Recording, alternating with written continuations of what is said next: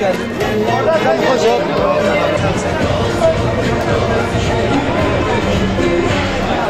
Gaziantep'e güneş gibi doğan Hür Dava'ya selam olsun. Hür Dava'nın hür adaylarına selam olsun.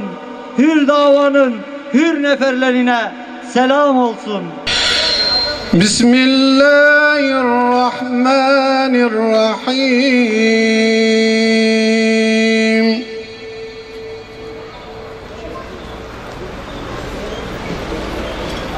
Elif lam mim.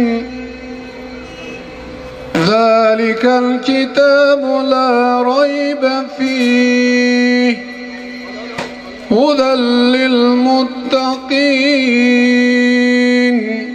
Rabbim tuttuğunuz orucu kabul etsin. Yaptığınız duayı ve ibadetleri dergah izzetinde kat be kat karşılık vererek kabul etsin inşallah. Biliyorsunuz biz baskın bir seçim sürecine girmiş bulunuyoruz. Bu yolda Allahu Teala hepimizin yardımcısı olsun ve bu seçimi memleketimiz, milletimiz, halkımız, insanlarımız için hayırlı neticelerle nasip etsin. Bu seçim elbette ki adil bir seçim olmadı. Bizim açımızdan en azından bu böyle. Çünkü baraj halen yerinde duruyor. Bu barajın mutlaka kaldırılması gerektiğini her platformda dile getiriyoruz. Bu vesileyle burada bir kez daha tekrar edeyim ki bu baraj sistemi seçimin adil yapılmasına engeldir. Bununla beraber takdir edersiniz ki seçim masraf ister. Bu anlamda var olan hazine yardımının da yine engele, baraja takılması, buna en azından yüklenilmesi, o da bizim açımızdan bir adaletsizliktir ki bunun da mutlaka %3 barajına takılmaması, %3 barajının kaldırılması gerektiğini ifade ediyoruz. Madem ki partiler seçime girme yeterliliğine sahip olurlar ve bu anlamda seçime girebiliyorlarsa, o zaman seçime girebilme yeterliliğine sahip olan partilerin hazine yardımı alması gerekir ki buradaki adaletsizlik ortadan kalksın. Şimdi bu temennilerle birlikte ben Hüdapar'dan biraz bahsetmek istiyorum. Bizim zamanımızın azlığı nedeniyle Hüdapar'ın 2-3 tane temel ayırt edici özelliklerini size burada arz etmek istiyorum. Hüdapar sizin partinizdir. Hüdapar halkımızın partisidir. Ama Hüdapar'ı ayıran temel bazı özellikler vardır ki bunların mutlaka bilinmesi lazım. Her şeyden önce Hüdapar İslam'ı ölçü alan, esas alan bir partidir. Bu onun en temel hem dayanağı hem de ayırt edici özelliğidir. Bu özelliğiyle Hüdapar kendisini bu dinin güzellikleriyle kayıtlamış ve aynı zamanda bunu hizmete dönüştürecek bir çaba ile ortaya çıkmıştır. Hüdapar dolayısıyla yalan söylemeyecek, rüşvet almayacak, hırsızlık yapmayacak, insanlara haksızlık etmeyecek, haklarına sahip çıkacak, insanların oylarını aldıktan sonra onlara sırtını dönemeyecek. Aksine halka hamilik edecek, onlara sahiplik edecek, onların sesi ve soluğu olacak, onların sorunlarıyla dertlenecek, bu sorunlarını kendi sorunları olarak bilecek ve bunları gittiği platforma taşımaya, orada dillendirmeye çalışacak. Partilerin, yani seçime giren partilerin birbirlerine düşman olmadığını, aksine birbirlerinin rakibi olduğunu söylemektedir.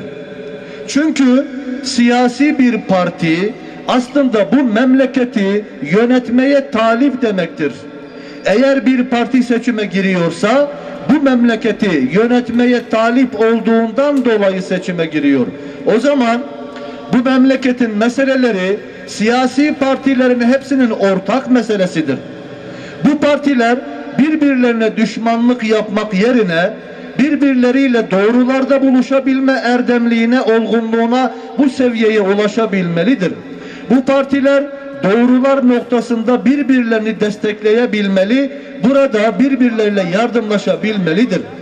Bu partiler birbirleriyle görüşebilmeli, memleket meselelerini kendi aralarında değerlendirebilmeli ve yapabilecekleri şeyler konusunda dediğim gibi yardımlaşabilmelidirler. Bu anlamda bakıyoruz ki bugün siyasi partiler birbirlerine muhalefet adı altında doğrulara da yanlış diyor, yanlışa da yanlış diyor ve birbirleriyle adeta savaşıyorlar. Her doğrunun illaki benim elimle, bizim elimizde icra edilmesi şart değildir. Doğrular hepimizin malıdır. O zaman birileri doğru yapıyorsa bizim buna karşı çıkma hakkımız yoktur. O doğru hepimizindir, desteklenmesi gerekir. Siyasi bakış olarak, siyasi yaklaşım olarak Hüdapar böyle düşünmekte ve bunun gereğini yerine getirmeye çalışmakta. Siyasete yeni bir soluk ve yeni bir anlayış kazandırmaya çalışmaktadır. Bu anlamda eğer bizim elimize bir yetki, bir imkan geçerse, siyasi partilerin hepsine eşit mesafede durarak, kimden gelirse gelsin, doğruyu bulduğumuz yerde olacak, o doğruyu destekleyecek ve doğrunun yanında olacağız. Şu ana kadar da hep böyle yaptık. Bizim bu konudaki pratiğimiz bizim kanıtımızdır.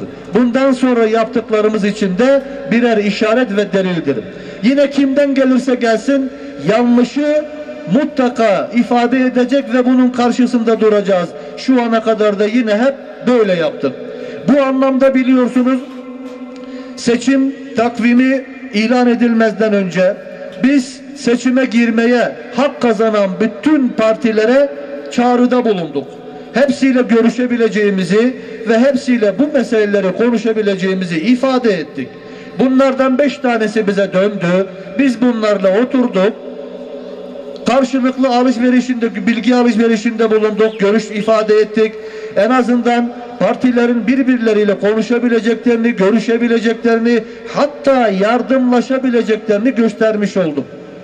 Bundan sonra da inşallah böyle bir tabloya nasıl ki siyaset kurumu muhtaçsa biz bu ihtiyacı karşılayacak adımları atacağız.